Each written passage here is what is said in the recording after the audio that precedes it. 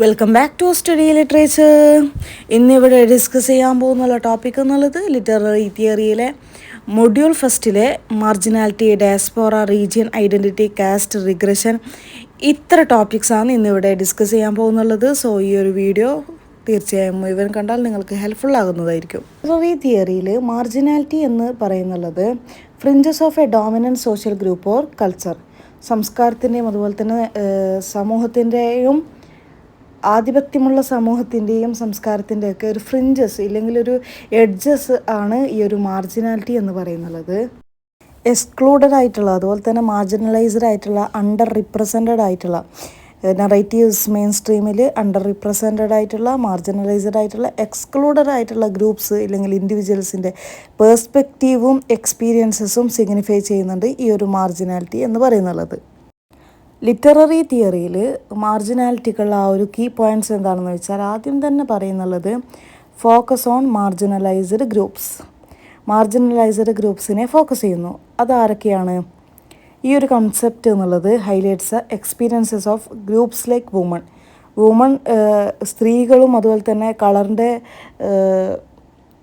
കളറിൻ്റെ അടിസ്ഥാനത്തിൽ ഉള്ളവരും, power of people of colour, അതുപോലെ തന്നെ LGBTQ എന്ന് പറയുന്ന ആ ഒരു വിഭാഗക്കാരും, ഇൻഡിവിജ്വൽസും, ലോവർ സോഷ്യോ എക്കണോമിക് ക്ലാസ്സസും, അതുപോലെ തന്നെ എത്നിക് മൈനോറിറ്റീസും, ഏതിൽ നിന്നും ഡോമിനൻ്റ് ലിറ്റററി കാനോണിൽ നിന്ന് എക്സ്ക്ലൂഡഡ് ആയിട്ടുള്ളവരൊക്കെ ഈ ഒരു കൺസെപ്റ്റിൽ, ഈ ഒരു മാർജിനലൈസ്ഡ് ഗ്രൂപ്പ്സിൽ പെടുമെന്നാണ് പറയുന്നുള്ളത്.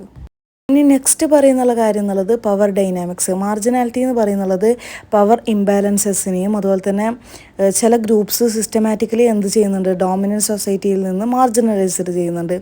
ഇതിനെയൊക്കെ ടൈഡ് ചെയ്യുന്നുണ്ടെന്നാണ് ഈ ഒരു പവർ ഡൈനാമിക്സിൽ പറയുന്നുള്ളത്. ലിറ്റററി ക്രിറ്റിക്സ് എന്ത് ചെയ്യുന്നുണ്ട്, വിമർശകർ എന്ത് ചെയ്യുന്നുണ്ട്, ഈ ഒരു മാർജിനാലിറ്റി എന്ന കൺസെപ്റ്റ് യൂസ് ചെയ്യുന്നുണ്ട്. എന്തിനു വേണ്ടിയിട്ട്? അനലൈസ് ഹൗ മാർജിനലൈസ്ഡ് വോയിസസ്, എങ്ങനെയാണ് ഈ ഒരു മാർജിനലൈസ്ഡ് ആയിട്ടുള്ള ആൾക്കാർ ലിറ്ററേച്ചറിൽ ചിത്രീകരിച്ചിട്ടുള്ളത് എന്നതിനെ പറ്റിയിട്ടുള്ള ഒരു അനലൈസ്, അതിനെ പറ്റിയിട്ട് എന്ത് ചെയ്യുന്നുണ്ട്, ഈ ഒരു മാർജിനാലിറ്റി കൺസെപ്റ്റ് യൂസ് ചെയ്തുകൊണ്ടാണ് ഈ ഒരു ക്രിറ്റിക്സ് ആ ഒരു അനലൈസേഷൻ നടത്തുന്നത്. അതുപോലെ തന്നെ ഈ ഒരു ക്രിട്ടിക്കൽ ആയിട്ടുള്ള കാര്യത്തിൽ ഇൻക്ലൂഡ് ആയിട്ടുള്ള കാര്യം എന്തൊക്കെയാണെന്ന് വെച്ചാൽ തീംസ് ഓഫ് ഒപ്രഷൻ, അടിച്ചമർത്തലും അതുപോലെ തന്നെ റെസിസ്റ്റൻസ്, പ്രതിരോധവും അതുപോലെ തന്നെ ഐഡൻറ്റിറ്റി ഫോർമേഷനൊക്കെ ഈ ഒരു കൺസെപ്റ്റിൽ ഈ ഒരു ക്രിറ്റിക്സ് എന്ത് ചെയ്യുന്നുണ്ട്, ഇതൊക്കെ അനലൈസ് ചെയ്യുന്നുണ്ട്. മാർജിനലൈസ്ഡ് ആയിട്ടുള്ള വോയിസസ് എങ്ങനെയാണ് ഈ ഒരു ലിറ്ററേച്ചറിൽ ചിത്രീകരിക്കുന്നുള്ളത് എന്നത് ഈ ഒരു മാർജിനാലിറ്റി എന്ന കൺസെപ്റ്റ് യൂസ് ചെയ്തുകൊണ്ട് ക്രിറ്റിക്സ് എന്ത് ചെയ്യുന്നുണ്ട്, അനലൈസ് ചെയ്യുന്നുണ്ട്. പിന്നെ പറയുന്നുള്ളത് the voice of the margins. ഈ ഒരു പ്രൈസ് റെഫർ ചെയ്യുന്നുള്ളത് act of giving literary expression to the experiences of marginalized groups. Marginalized groups experience ചെയ്തിട്ടുള്ള മാർജിനലൈസ്ഡ് ഗ്രൂപ്പ്സിനെ നൽകുന്നുള്ള ഒരു ലിറ്റററി എക്സ്പ്രഷനാണ് ഈ ഒരു കാര്യത്തിൽ പറയുന്നത്, ഈ ഒരു പ്രൈസ് കൊണ്ട് റെഫർ ചെയ്യുന്നുള്ളത്. മാർജിനലൈസേഷൻ എക്സ്പീരിയൻസ് ചെയ്യാൻ വേണ്ടിയിട്ട് ഒരു മെയിൽ ഡോമിനൻ്റ് ലിറ്റററി ട്രഡീഷനിൽ എന്ത് ചെയ്യുന്നുണ്ട്, ഫീമെയിൽ ക്യാരക്ടേഴ്സ് ചിത്രീകരിക്കുന്നുണ്ട്. ഇത് വിശകലനം ചെയ്യാൻ വേണ്ടിയിട്ട്, മാർജിനലൈസേഷനെ വിശകലനം ചെയ്യാൻ വേണ്ടിയിട്ട് ഒരു മെയിൽ ഡോമിനൻ്റ് ലിറ്റററി ട്രഡീഷനിൽ ഒരു ഫീമെയിൽ ക്യാരക്ടർ ചിത്രീകരിക്കുന്നുണ്ട്. നെക്സ്റ്റ് പറയുന്നുള്ള കാര്യം എന്നുള്ളത് ഓതേഴ്സിൻ്റെ വർക്ക് സ്റ്റഡി ചെയ്യുന്നുള്ളത് മൈനോറിറ്റി ബാക്ക്ഗ്രൗണ്ട്സിൽ നിന്നും ഓതേഴ്സിൻ്റെ വർക്ക്സ് സ്റ്റഡി ചെയ്യുന്നുള്ളത് themes of cultural identity and social exclusion explore ചെയ്യാൻ വേണ്ടിയിട്ടാണ്. അതുപോലെ തന്നെ മാർജിനലൈസ്ഡ് ക്യാരക്ടേഴ്സ് എക്സാമിൻ ചെയ്യുന്നത്, പരിശോധിക്കുന്നുള്ളത് ഏതിൽ നിന്നൊക്കെയാണ് represented marginalized characters are represented in historical നറേറ്റീവ്സിലാണ്. എന്തിനു വേണ്ടിയിട്ട്? To reveal power dynamics and societal biases. ഇതിനു വേണ്ടിയിട്ട് എന്ത് ചെയ്യുന്നുണ്ട്, ഈ ഒരു പവർ ഡൈനാമിക്സും സൊസൈറ്റൽ ബിയാസസ് റിവീൽ ചെയ്യാൻ വേണ്ടിയിട്ട് ഹിസ്റ്റോറിക്കൽ നറേറ്റീവ്സിൽ മാർജിനലൈസ്ഡ് ക്യാരക്ടേഴ്സിനെ റിപ്രസെൻ്റ് ചെയ്തിട്ടാണ് ഇതെങ്ങനെയാണ് ഈ ഒരു മാർജിനലൈസേഷൻ എക്സാമിൻ ചെയ്യുന്നുള്ളത്. ഇനി ലിറ്റററി തിയറി നെക്സ്റ്റ് പറയുന്നുള്ളത് ഡയസ്പോറ ആണ്. അപ്പോൾ ലിറ്റററി തിയറിയിൽ ഡയസ്പോറ എന്നുള്ളത് ഇതൊരു കൺസെപ്റ്റാണ്. ഈ ഒരു കൺസെപ്റ്റ് എന്നുള്ളത് ഡിസ്ക്രൈബ് ചെയ്യുന്നുള്ളത് spread of a group of people from their homeland to other lands. തൻ്റെ ഹോംലാൻഡിൽ നിന്ന് അതർ ലാൻഡ്സിലേക്ക് പോകുന്നുള്ള ഒരു ഗ്രൂപ്പ് ഓഫ് പീപ്പിളിൻ്റെ ഈ ഒരു സ്പ്രെഡിനെ ഡിസ്ക്രൈബ് ചെയ്യുന്ന ഈ ഒരു കൺസെപ്റ്റിനെയാണ് ഡയസ്പോറ എന്ന് പറയുന്നുള്ളത്. അതുപോലെ തന്നെ ഇതൊരു മൾട്ടി ഡിസിപ്ലിനറി കൺസെപ്റ്റാണ്. അതെന്താണ് അങ്ങനെ പറയാൻ കാരണമെന്ന് വെച്ചാൽ that's also studied in history, political science and the social sciences. ഹിസ്റ്ററിയിലും പൊളിറ്റിക്കൽ സയൻസിലും സോഷ്യൽ സയൻസിലൊക്കെ ഇത് സ്റ്റഡി ചെയ്യുന്നത് കൊണ്ട് തന്നെ ഇതൊരു മൾട്ടി ഡിസിപ്ലിനറി കൺസെപ്റ്റാണ്. ഇനി diaspora is a key concept in migration. മൈഗ്രേഷനിൽ ഇതൊരു കീ കൺസെപ്റ്റായിട്ട് വരുന്നുണ്ട്. Post colonial, global comparative race സ്റ്റഡീസിലൊക്കെ ഇതൊരു കീ കൺസെപ്റ്റായിട്ടാണ് വരുന്നുള്ളത്. അതുപോലെ തന്നെ ഇതൊരു മേജർ ഒബ്ജക്റ്റാണ്. ഏതിലൊക്കെയാണ്? ക്രിട്ടിക്കലും ചലഞ്ചിലൊക്കെ ഒരു മേജർ ഒബ്ജക്റ്റാണ് ഈ ഒരു ഡയസ്പോറ എന്ന് പറയുന്നുള്ളത്. ഈ ഒരു ലിറ്ററേച്ചർ, ഡയസ്പോറ ലിറ്ററേച്ചർ എന്ന് പറയുന്നുള്ളത് sub genre of post colonial literature. ഈ ഒരു പോസ്റ്റ് കൊളോണിയൽ ലിറ്ററേച്ചർ റിഫ്ലക്റ്റ് ചെയ്യുന്നുള്ളത് ഇമിഗ്രൻ്റ് എക്സ്പീരിയൻസസ് ഒക്കെ ആണ്. ഡയസ്പോറ ലിറ്ററേച്ചർ പലപ്പോഴും ഡീൽ ചെയ്യുന്നുള്ളത് themes of alienation, displacement, nostalgia and identity crisis. ഈ ഒരു തീംസുമായിട്ടാണ് പലപ്പോഴും ഡീൽ ചെയ്യുന്നുള്ളത്. അതുപോലെ തന്നെ it can also address issues related to the amalgamation or disintegration. സംയോജനം എന്നാണ് അമൽഗമേഷൻ്റെ മീനിങ് എന്ത് വരുന്നുള്ളത്. Or disintegration of cultures. Diaspora literature എന്ത് ചെയ്യുന്നുണ്ട്? മറ്റുള്ള ലിറ്ററേച്ചർ, മറ്റ് ടൈപ്സ് ഓഫ് ലിറ്ററേച്ചറിൽ നിന്ന് വ്യത്യസ്തമായിട്ടാണ് എംബസൈസ് ചെയ്യുന്നുള്ളത് റിലീജിയസ് ടോളറൻസിനെയും അതുപോലെ തന്നെ ബ്രദർഹുഡിനെയൊക്കെയാണ് ഈ ഒരു ഡയസ്പോറ ലിറ്ററേച്ചർ എംബസൈസ് ചെയ്യുന്നുള്ളത്. ഇനി പോൾ ഗിൽറോയ് എന്ന ബ്രിട്ടീഷ് കൾച്ചറൽ തിയറിസ്റ്റ് എന്ത് ചെയ്യുന്നുണ്ട്? ഈ ഒരു ഡയസ്പോറ തിയറി ഡെവലപ്മെൻറ്റ് ചെയ്യുന്നുണ്ട്. Eleanor Byrne has traced themes of melancholia and impasse in post colonial and diaspora theory. ഇനി ലാസ്റ്റ് പറയുന്നുള്ളത് the term diaspora comes from the Greek word ആയിട്ടുള്ള diasperein എന്ന വേർഡിൽ നിന്നാണ് ഈ ഒരു ഡയസ്പോറ എന്ന ഒരു വാക്ക് ടേം വന്നിട്ടുള്ളത്. ഇതിൻ്റെ അർത്ഥം എന്നുള്ളത് ത്രോ അക്രോസ് അല്ലെങ്കിൽ ടു സ്കാറ്റർ എന്നാണ് ഈ ഒരു ഗ്രീക്ക് വേർഡിൻ്റെ അർത്ഥം വരുന്നുള്ളത്. ലിറ്റററി തിയറിയിൽ റീജൻ എന്താണെന്ന് നമുക്ക് നോക്കാം. ലിറ്റററി തിയറിയിൽ റീജൻ എന്ന് പറയുന്നുള്ളത് specific geographical area with its own distinct culture, customs, dialect and landscape. ഇതിൽ പറയുന്നുള്ളത് ഈ ഒരു ലിറ്റററി വർക്കിൽ ഹൈലൈറ്റ് ചെയ്തിട്ടുള്ളത് particularly in a style called regionalism. ഇനി പറയുന്നത് എന്താണെന്ന് വെച്ചാൽ ഈ ഒരു യൂണീക്ക് ക്യാരക്ടറൈസേഷനും അതുപോലെ തന്നെ പെർട്ടിക്കുലർ പ്ലേസൊക്കെ ലിറ്റററിയിൽ റിപ്രസെൻ്റ് ചെയ്യുന്നുണ്ട്. റീജിയണൽ ലിറ്ററേച്ചർ എംബസൈസ് ചെയ്യുന്നുള്ളത് ലോക്കൽ കളറിനെയും അതുപോലെ തന്നെ local colour of a place including details like dialect, traditions and scenery. പ്രകൃതി ദൃശ്യങ്ങൾ എന്നാണ് സീനറിൻ്റെ അർത്ഥം. ഇനി importance of setting. The setting in a regional work is crucial as it serves as a character in itself, deeply influencing the ക്യാരക്ടേഴ്സും theme of the സ്റ്റോറിയൊക്കെയാണല്ലോ ഒരു വർക്കിൻ്റെ ഒരു പ്രധാനപ്പെട്ട സംഭവം എന്ന് പറയുന്നുള്ളത്.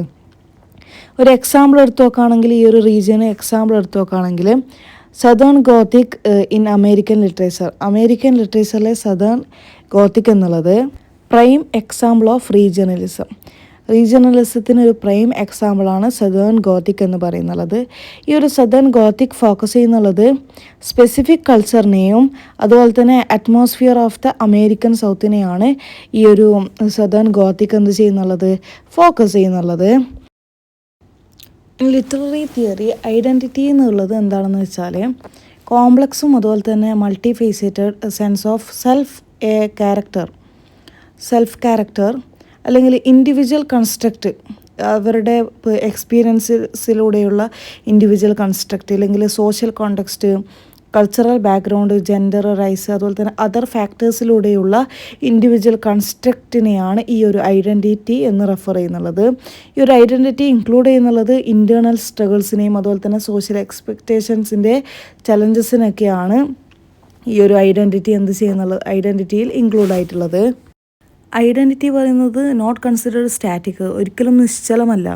Changing based on situations and interactions, ഇടപെടലുകളിലൂടെയും സാഹചര്യങ്ങളിലൂടെയും ചേഞ്ച് ആവുന്നതാണ് ഈ ഒരു ഐഡൻറ്റിറ്റി എന്ന് പറയുന്നുള്ളത്. Exploration through characters.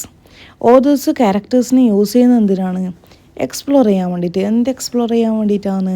Various aspects of identity explore ചെയ്യാൻ വേണ്ടിയിട്ടാണ് ഓതേഴ്സ് ക്യാരക്ടേഴ്സിനെ യൂസ് ചെയ്യുന്നുള്ളത്. എന്തൊക്കെയാണ് ഈ ഒരു വാരിയസ് ആസ്പെക്ട്സ് ഓഫ് ഐഡൻറ്റിറ്റി എന്താണെന്ന് വെച്ചാൽ such as coming of age narratives, struggles with societal norms, navigating marginalised identities. ഇനി ഇൻ്റർസെക്ഷനാലിറ്റി എന്ന് പറഞ്ഞാൽ എന്താണെന്ന് വെച്ചാൽ ലിറ്റററി തിയറിയിൽ ഈ ഒരു യുണീക്ക് എക്സ്പീരിയൻസസ് ക്രിയേറ്റ് ചെയ്യാൻ വേണ്ടിയിട്ട് ഡിഫറെൻ്റ് ഐഡൻറ്റിറ്റീസിനെ വിഭജിക്കുന്നുണ്ട്. അതെങ്ങനെയാണ് എന്നത് കൺസിഡർ ചെയ്യുന്നതാണ് ഈ ഒരു ലിറ്റററി തിയറിയിൽ ഇൻ്റർസെക്ഷനാലിറ്റി എന്ന് പറയുന്നുള്ളത്. ഇനി നെക്സ്റ്റ് പറയുന്നുള്ളത് critical lenses. Different critical theories ആയിട്ടുള്ള feminist, post colonial, queer, race studies, ഇതൊക്കെ പലപ്പോഴും ഫോക്കസ് ചെയ്യുന്നുള്ളത് എങ്ങനെയാണ് ഐഡൻറ്റിറ്റി കൺസ്ട്രക്റ്റ് ചെയ്യുന്നതും അതുപോലെ തന്നെ എങ്ങനെയാണ് ഐഡൻറ്റിറ്റി ലിറ്ററേച്ചറിൽ കൺസ്ട്രക്റ്റും റിപ്രസെൻറ്റും ചെയ്യുന്നതെന്നാണ് ഈ ഒരു തിയറീസൊക്കെ ഫോക്കസ് ചെയ്യുന്നുള്ളത്. ഇനി നെക്സ്റ്റ് പറയുന്നുള്ളതോ ഹൈലൈറ്റിംഗ് പവർ ഡൈനാമിക്സ്, അതുപോലെ തന്നെ മാർജിനലൈസ്ഡ് വോയിസസ്, ഇതിനൊക്കെയാണ് ഈ ഒരു ഐഡൻറ്റിറ്റി കൺസ്ട്രക്റ്റും റിപ്രസെൻറ്റൊക്കെ ഫോക്കസ് ചെയ്യുന്നുള്ളത്. ലിറ്റററി തിയറിയിൽ കാസ്റ്റ് എന്ന് പറയുന്നുള്ളത് ഒരു സോഷ്യൽ സിസ്റ്റമാണ്. അതുപോലെ തന്നെ പ്രൈമർലി അസോസിയേറ്റ് ചെയ്യുന്നുള്ളത് വിത്ത് ഇന്ത്യ. ഇവിടെ പീപ്പിൾ എങ്ങനെയാണ് ഡിവൈഡ് ചെയ്തിട്ടുള്ളത്? ഹൈറാർക്കിയലായിട്ടാണ് ഡിവൈഡ് ചെയ്തിട്ടുള്ളത്. Heredity groups based on birth base ചെയ്തുകൊണ്ട് ഹെറിഡിറ്റി ഗ്രൂപ്പ്സും അതുപോലെ തന്നെ സ്ട്രിക്റ്റ് റൂൾസ് റിഗാർഡിങ് മാരേജിനെയും ഒക്യുപ്പേഷനൊക്കെ പറ്റിയിട്ട് ഒരു സ്ട്രിക്റ്റ് റൂൾസ് തന്നെ ഉണ്ടാവും. അതുപോലെ തന്നെ പലപ്പോഴും ഈ ഒരു characterised by a concept of ritual purity and social exclusion. ഇതൊക്കെയാണ് ഈ ഒരു കൺസെപ്റ്റൊക്കെയാണ് പലപ്പോഴും ക്യാരക്ടറൈസേഷൻ ചെയ്യുന്നുള്ളത് ഈ ഒരു കാസ്റ്റിൽ.